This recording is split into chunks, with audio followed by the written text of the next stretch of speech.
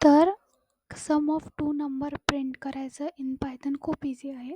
इकडे आपण दोन व्हेरिएबल डिक्लेअर केलेत, एक आहे ए, एक आहे बी. ए व्हेरिएबलमध्ये आपण 10 स्टोअर केलं आहे आणि बी व्हेरिएबलमध्ये आपण 44 हा नंबर स्टोअर केला आहे.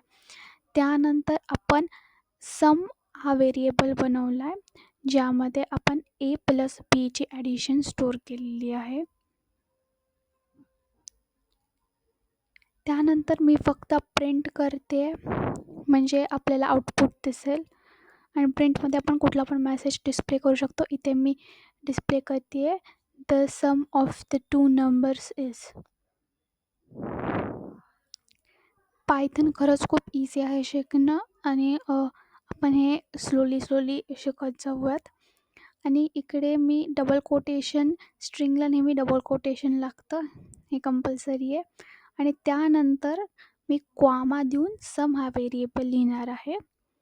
व्हेरिएबलला डबल कोटेशन नाही लागत. आता आपण ह्याला रन करणार आहोत आणि हा आपला आउटपुट आहे.